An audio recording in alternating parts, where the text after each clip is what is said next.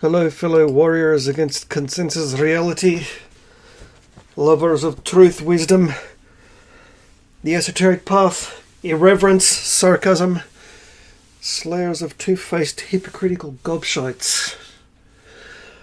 It's been a while since my last video, and one or two people that I followed and admired on YouTube's channels have been struck, and but to quote Elton John here, I'm still standing. And considering I'm brutal with the truth, I think that's fucking impressive. Yeah, I know I say this quite often, but I just can't get over how cringe-worthy and amusing this is when you have certain big channels tap dancing around using words like feminist and sex and fucking. So they call it effeminist or bedroom fun. You sound like fucking idiots. Yeah, I think this is going to be one of these rant all sorts kind of videos today.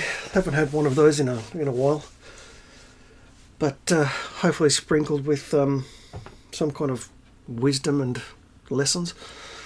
But yeah, it's a nice overcast day, no gobshites anywhere, and I've never been more happy to be a lone wolf and a hermit than I am right now. When we're living in a world where they're really trying to flog the 1001st variant, and now they're creating the next hysteria, monkeypox.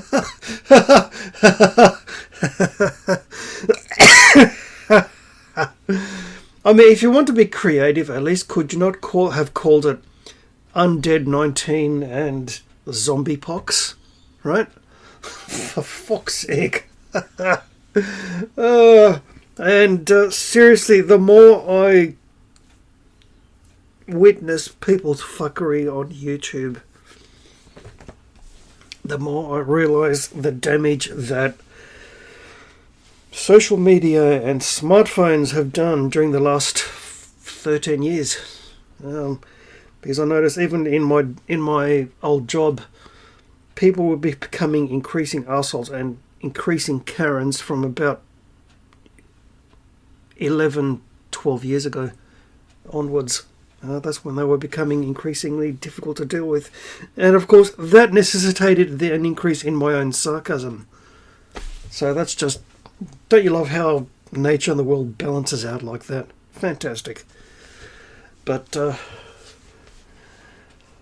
we're living in a world where they release so-called horror films called Men. Apparently it's flopped badly at the box office. I have no fucking idea what they release anymore. I just don't fucking care. I've stopped caring. I haven't been to the cinema in ages, and that makes me sad because I really loved the cinematic experience. So hopefully when this woke bullshit dies a painful death, we can go back to normal. But yeah, I won't hold my breath on that one. But yeah, apparently there has been a film called Men where, of course, they're attacking us again. And what makes me cringe and sad and shake my head in puzzlement is otherwise so-called rational people starting to spout the woke buzzwords. Misogyny, patriarchy. If you find yourself doing that, you've been brainwashed by the woke mainstream media. It doesn't make you informed, it makes you brainwashed. Because the mainstream media isn't reporting the truth. They haven't for a long time. So it's up to discerning people with an actual functioning fucking brain to get off their lazy backsides and do the research and the investigation themselves. And using more useful search engines like Brave. Yeah, because unfortunately DuckDuckGo have sold out. So they're indulging in the Orwellian censorship bullshit. Sad, because they were my favourite search engine at one stage. So what are they going to do? They control what people think and feel by controlling the information. Well, and you know what? For the most part, it works because most people are lazy cunts. I mean, you remember what happened when the scamdemic began? What was the first thing people did? They were panicking and they went out and bought all the toilet paper. Not food, not canned goods, not fresh produce. Toilet paper. And of course, this country was one of the first to do that. And I was just looking around me, I'm thinking, okay, now I know what survivors in films like 28 Days Later feel like.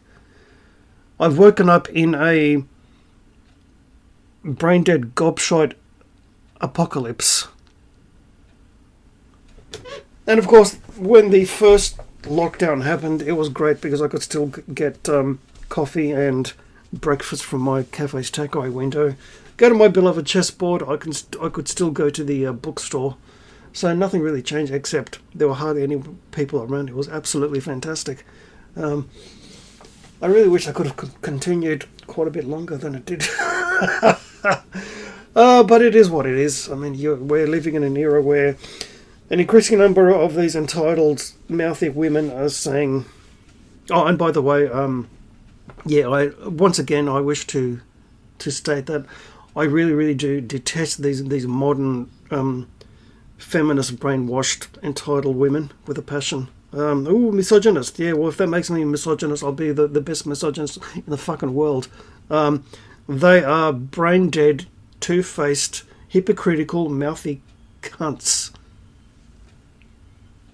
Yeah, old-fashioned girls exist, but they're very, very few and far between. And if you happen to find one, thank your lucky stars.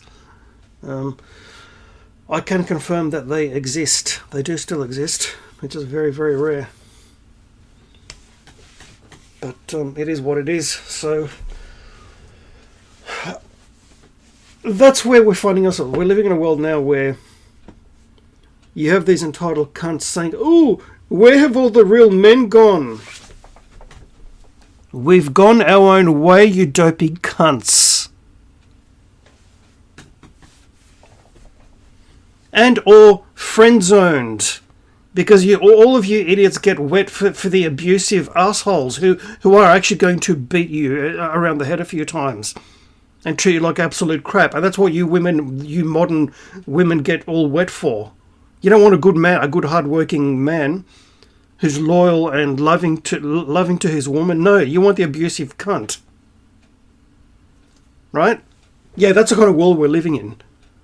And so where have all the real good men gone? Check your friend zone, darlings. And I really don't care anymore. Like I said, I'm happy being a lone wolf and a hermit at the moment. And when I'm interacting in town, and especially at the things like bus stops or opening the door, I don't open doors for women anymore. I really don't. I just pretend they don't exist. I don't look in their direction because these days apparently when you look in their direction, they think that's sexual harassment. Yeah, that's a kind of insane world we're living in now.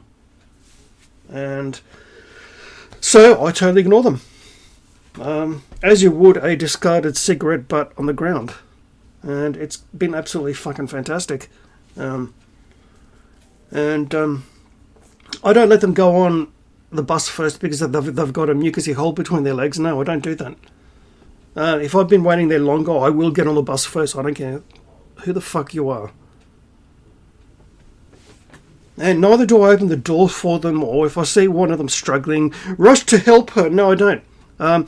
You don't need no man in your life, and you can do anything a man can do, right? And if I see a woman being attacked by a gang right in front of me, I will walk the other way. And that's just the way it is. Because there have been more than enough horror stories of men actually stepping in to help a woman in distress and being charged and accusations being made by them from the same woman that they helped and saved. So yes, a lot of us are just switching off totally. Many of us would probably even walk away if we saw a woman being murdered in front of us, and then this woman tried to shame men by saying, "Ooh, you've heard the stories about those two British men on the train, right? When the woman was being attacked or something. Oh, they're all men, and they didn't help her." Well, you don't need no man, remember? You can do everything your fucking self. So no, you'll never ever hear me mindlessly droning on about misogyny and patriarchy. When we're living in a world where the statistics show that men are being left behind in so many areas of life, and while still saying, "Oh, male privilege. Oh yeah, when can we expect all that privilege to kick in?" All those poor bastards who have been through divorce court and paying for the use of their ex-wife's vagina while she's enjoying the house the man paid for and worked all those overtime hours for with her new boyfriend, number 10. Right? While he's still paying for the use of her vagina. Yeah, when can we expect that gender equality to kick in? Right? So yeah, that just makes me shake my head, because when a person starts talking like that, it just makes me realise, well, they're fucking brainwashed. As brainwashed as a Bible fucking gobshite, seriously. Because in case you haven't noticed, Christianity is the religion of Karens. It really is. Yeah, like I kept saying, at least my gods do not demand my foreskin. Stop and think about that for a moment. The creator of all the different galaxies in all the limitless realms of the cosmos, to use my own word, and all the infinite planets with life on them out there, right? Somehow this jealous God, who visits unto the third and fourth generation punishment of them that hate me. Yeah, can you feel the fucking love, by the way? Is going to be somehow demanding the foreskins from males on this little backwater planet. Think about that for a moment.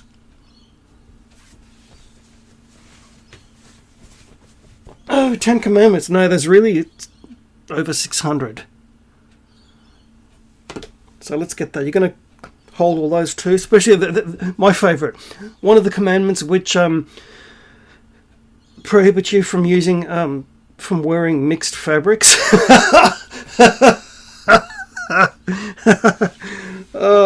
Yeah. At least when we created the story of the myth of the sun god Helios with his fiery chariot drawn by fiery horses, we actually did it first. Yeah, sorry, quote unquote Elijah. Right? What happened when quote-unquote Elijah died? He was drawn up to heaven in what? Fiery chariot drawn by what? Fiery horses. Elijah? Elios? In the words of Uncle Buck. Oh, is there a similarity there? I think there is.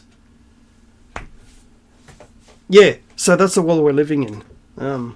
We're surrounded by stupid people, and it's up to you to find your own space of sanity in this world and disconnect. Stop watching the news and the mainstream media. It's just a big giant ceaseless propaganda mechanism. You won't get the truth there. You won't get real information there. It hasn't happened in a long time. Journalism has lost all traces of integrity. So has science. Oh no, we're being paid to push this agenda. If we don't push this agenda, our funding will disappear. So guess what universities are doing now? Right. So when you say trust the science, I'm sorry, but we left mindless adherence to dogmas back in the age of enlightenment. Okay? It's an insult to real science. So yeah, I think I'll leave my little rant there. Do the things that, like I said, disconnect from this bullshit, which is really non-important. I don't give a fuck what Joe Biden's doing on the other side of the world. It's got nothing to do with me. I don't give a fuck. Well, in fact, the recent Australian federal election, I don't give a fuck about that either. Because it doesn't directly affect my own little life in my own little space here, right? I'm going to do what I'm going to do regardless of who's in power or what regime or whatever. Okay, that's just the way it works. Disconnect from all that shit. Reconnect with the things that make you passionate. Your interests that perhaps you've neglected because you were just brain dead, tired from all those hours of work just to make ends meet. Or you're spending all the time with your now ex-wife, and now you've got all this time and you're thinking, okay, fuck, what do? Well, yeah, reconnect with the hobbies that put that fire in your belly, that sparkle in your eye, and that spring in your step. People sometimes ask me, how can I survive, like in the town I'm living in, with the idiotic, brain-dead, religious, fanatic Greek community down here, which I have nothing to do with, because they're not Hellenes, they're Ottoman Greeks. I've differentiated these two groups for a long time now, and I'm being vindicated because other people are starting to see that also. Surrounded by methadone junkie assholes and incredibly overpriced shitbox 3-bedroom shitbox homes, I'd rather buy a castle in Bavaria or France, thank you very much, to be honest, or a nice old begging to be fully restored early 1800s manor house in Ireland. You know, something like that, rather than a $1.4 million shitbox in my local town. No, thank you. So yeah, people ask, how do I survive in this in that kind of environment? By cocooning myself, by doing the things I love, by focusing on my own little world and being proud of it, and being here's the important thing, being perfectly okay with living in your own little world, and having the real support and love of people who truly have your back. You know who you are. And so enjoy your life, people. Life's short. And as the ghost of Christmas present in the 1970 film Scrooge would say, and suddenly you're not here anymore. And as always, to speak the truth is a lonely path, but a very, very fulfilling one. The heathen hammer-wielding, sarcastic, irreverent, gobshite slaying, lone wolf on guitar, out.